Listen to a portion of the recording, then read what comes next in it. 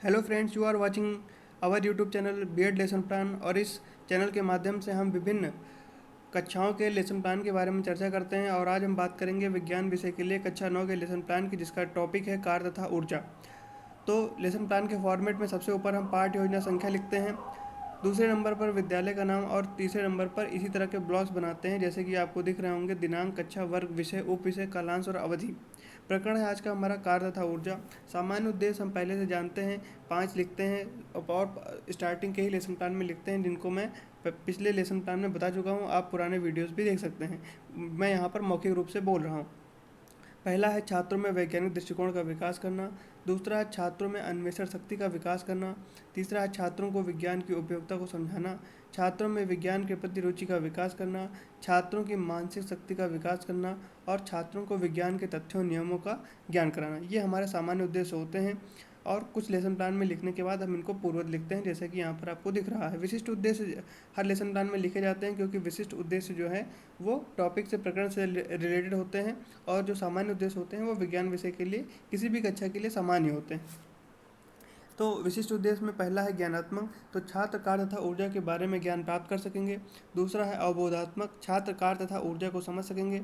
तीसरा है कौशलात्मक, छात्र कार्य तथा ऊर्जा से संबंधित प्रश्नों को हल करने में कुशलता प्राप्त कर सकेंगे। चौथा है अनुप्रयोगात्मक, छात्र कार्य तथा ऊर्जा से प्राप्त ज्ञान को अपने दैनिक जीवन में उपयोग कर सकेंगे। उसके बाद सहायक सामग्री है रोलर बोर्ड पर अंकित किया हुआ कक्षा कार्य एवं गृह कार्य। शिक्षण विधि विज्ञान विषय में मुख्यतः हम व्याख्यान विधि और प्रश्नोत्तर प्रविधि का ही प्रयोग करते हैं।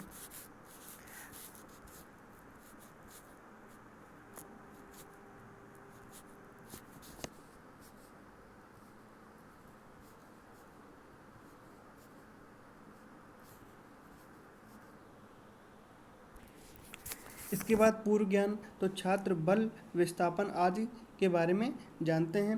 प्रस्तावना में मुख्यतः कम से कम 3 या अधिकतम 5 प्रश्न होने चाहिए। तो इसमें 3 प्रश्न हैं। पहला प्रश्न है कि रास्ते में पड़े पत्थर को एक लड़का उठाकर किनारे रख देता है, तो लड़के ने क्या किया है? तो उत्तर होगा कि रास्ते में पड़े पत्थर को एक लड़का उठाकर किनारे रख दिया, तो लड़के ने कार्य किया है। अब कार्य करने के लिए क्या आवश्यक है? तो उत्तर मिलेगा कि कार्य करने के लिए ऊर्जा की आवश्यकता होती है। तो ऊर्जा क्या है? तो यह एक समस्यात्मक प्रश्न बन जाएगा। उद्देश्य कथन में क्या लिखेंगे कि छात्रों, आज हम कार्य तथा ऊर्जा के बारे में अध्ययन करेंगे।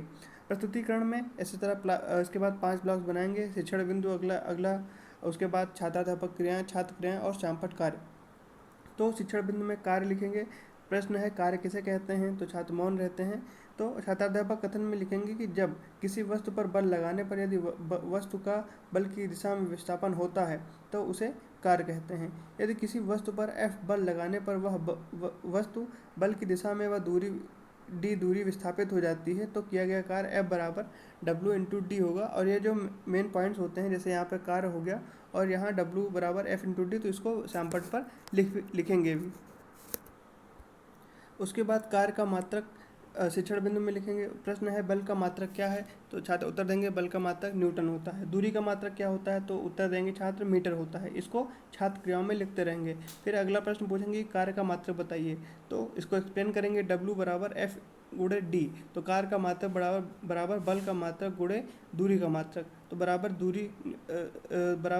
न्यूटन जो कि बल का मात्रक है, गुणे मीटर जो कि दूरी का मात्रक है। तो उत्तर आ जाएगा न्यूटन मीटर। और इसे जूल भी कहते हैं। यह एक अदिश राशि है। 1 जूल बराबर 1 न्यूटन मीटर। तो 1 न्यूटन मीटर की परिभाषा क्या होगी? तो यदि किसी वस्तु पर नियत बल सीधी रेखा में लगाया जाए और वह सीधी रेखा में गति करे, तो W बराबर 1 Fs cos थीटा होगा। अब ऊर्जा क्या है? तो ऊर्जा किसे कहते हैं? तो छात्राध्यापक कथन में कार्य करने की क्षमता को ऊर्जा कहते हैं। ऊर्जा को E से प्रदर्शित करते हैं। ऊर्जा का मात्रक जूल होता है। ऊर्जा के प्रकार क्या है? तो ऊर्जा कितने प्रकार की होती है? तो छात्राध्यापक कथन में ऊर्जा मुख्य रूप से 2 प्रकार की होती है, गतिज ऊर्जा और स्थितिज ऊर्जा। और ये जो 2 टर्म हैं, इनको हम सैमपट पर भी लिखेंगे। इधर सैमपट कार्य में भी लिखेंगे। तो गतिज ऊर्जा एवं स्थितिज ऊर्जा। अब गतिज ऊर्जा के बारे में बताएंगे। प्रश्न गतिज ऊर्जा किसे कहते हैं? तो छात्राध्यापक कथन में लिखेंगे कि किसी वस्तु में गति के कारण उत्पन्न ऊर्जा को गतिज ऊर्जा कहते हैं। इसे के से प्रदर्शित करते हैं। के से इसलिए प्रदर्शित करते हैं क्योंकि गतिज ऊर्जा को अंग्रेजी में काइनेटिक एनर्जी कहते हैं। उदाहरण क्या है? बहती हुई हवा, गतिशील कार आदि।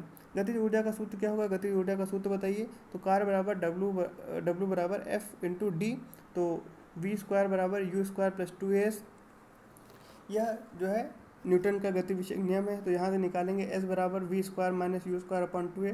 तो इन्हीं समीकरणों से जो है हम आगे ऐसे कर कर w बराबर हाफ एम बी स्क्वायर यहाँ पर निकालेंगे। तो यदि किसी कार्य वस्तु में उत्पन्न गतिज ऊर्जा के किया गया कार्य वस्तु में उत्पन्न गतिज ऊर्जा के बराबर होता है तो काइनेटिक एनर्जी बराबर हाफ एम बी स्क्वायर यहाँ पर निकल आएगा। अब स्थितिज ऊर्जा के बारे में बात करते हैं। स्थितिज ऊर्जा किसे कहते हैं? छात्राध्यापक कथन में तो किसी वस्तु में उसकी स्थिति के कारण उत्पन्न ऊर्जा को स्थितिज ऊर्जा कहते हैं, जैसे धनुष की तनी डोरी पर तीर। तो यहाँ पर छात्र ध्यानपूर्वक सुनेंगे। स्थितिज ऊर्जा का सूत्र क्या होगा? तो एम जी एच, जहाँ एम मास होगा, जी ग्रेविटी और एच उसकी ऊंचाई। इसके बाद सैंपट सारांश। तो सैंपट सारांश में पहला प्रश्न ऊर्जा किसे कहते हैं? इस बात को याद रखना है कि सैंपट सारांश को हमेशा बोर्ड पर लिखा जाएगा। और प्रश्न क्या है? तो ऊर्जा किसे कहते हैं? तो उत्तर है कि कार्य करने की क्षमता को ऊर्जा कहते हैं। दूसरा प्रश्न है कार्य का मात्रक बताइए। तो कार्य का मात्रक न्यूटन मीटर, जिसे जूल भी कहते हैं। तीसरा प्रश्न है गतिज ऊर्जा किसे कहते हैं? तो किसी वस्तु में गति के कारण उत्पन्न ऊर्जा को गतिज ऊर्जा कहते हैं। निरीक्षण कार्य क्या है? छात्र अध्यापक द्वारा छात्रों को सैंपट सारांश कापी पर उतारने का निर्देश देकर कक्षा में घूमकर निरीक्षण कार्य किया जाएगा। पुनरावृत्ति प्रश्न है कार्य की परिभाषा बताइए। स्थितिज ऊर्जा किसे कहते हैं? गतिज ऊर्जा के 2 उदाहरण बताइए। इनको हम मौखिक रूप से पूछेंगे और उसके बाद गृह कार्य में भी 2 या 3 प्रश्न देंगे जिन्हें घर से कर लाने के लिए कहेंगे। ये हो गया हमारे यहाँ पर लेसन प्लान ख़त्म। अब आप बताइए कि आपको किस और टॉपिक पर लेसन प्लान चाहिए, कमेंट करके बताइए। वीडियो कैसा लगा कमेंट में बताइए और वीडियो को लाइक ज़रूर करिए और चैनल को सब्सक्राइब भी ज़रूर करें।